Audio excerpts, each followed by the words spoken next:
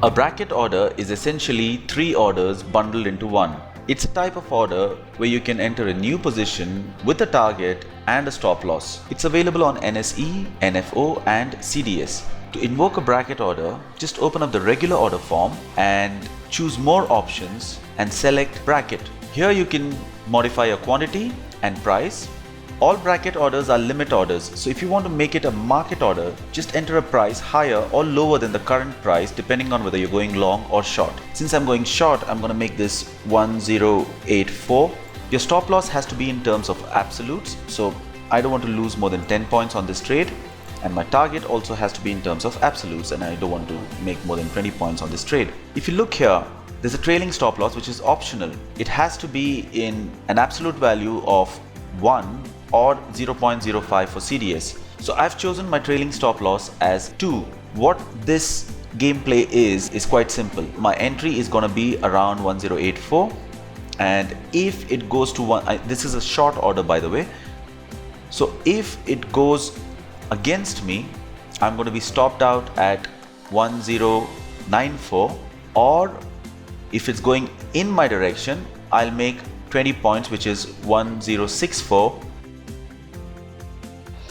And the trailing stop loss, what this will do is, so from 1084, if it goes to 1082, my trailing stop loss will have changed my stop loss from 1094 to 1092. So as it keeps going in your direction, your stop loss keeps updating automatically without your intervention. So let's place this order and see what happens now. There you can see my order has been placed. If I look at the order book, I have so many orders here. So what happened was, I placed an order to sell 100 shares of Reliance as a bracket order, and this got executed in 1, 2, 3, 4, 5, 6 trades, which means that I have to have 6 stop loss orders and 6 target orders along with the trail. On a bracket order, for every trade that gets executed, you will get a target and a stop loss placed. Because imagine a situation where you've wanted to buy or sell 100 shares of Reliance and only 20 get executed and 80 are still pending. In such a case, would you not want a stop loss and a target for the 20 which have already been executed? That's the reason for every execution there will be a target and a stop loss. Now let's see how this plays out. There I can track my M2M on the position which I've just acquired. All bracket orders are intraday products. For NSE and NFO, the square of time is 320, and for CDS, the square of time is 445. Since bracket orders have very limited risk, the kind of leverage you get is quite high. I just need 5,000 rupees to take a trade which is worth 1 lakh, so the leverage is like 20 times. Since my order for 100 shares got executed in multiple trades, if I want to modify this stop loss or target, I'll have to do it individually. And if you exit any one of them, the other one gets cancelled.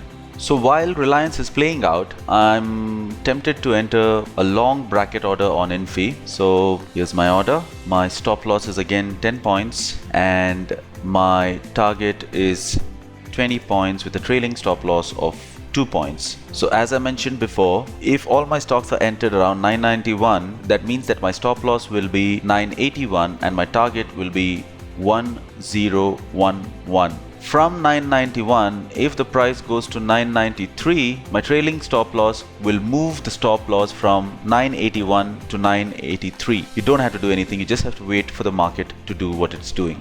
I've sent an order to buy Infi at 991. Let's track this.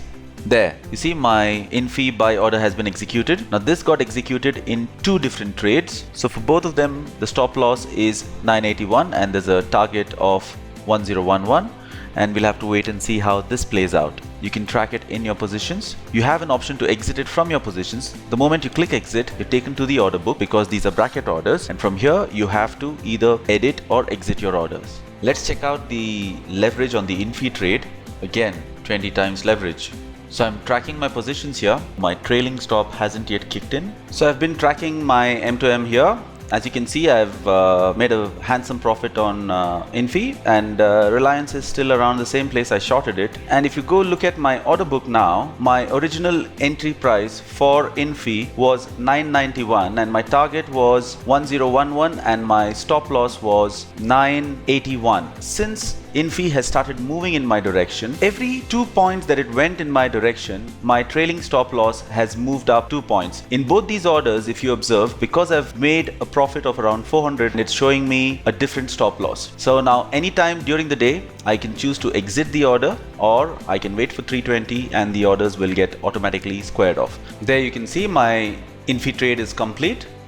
I can wait for my Reliance trade to do what it's expected to do, or I can just choose exit and choose any of the open orders to either modify it or exit it. When your orders get executed in multiple trades, when you modify it, each separate trade can get modified separately. But when you exit it, now I can choose any one of these and I can hit exit, and all of them will get exited at the same time. There you see, I have no open positions, I have booked my profits.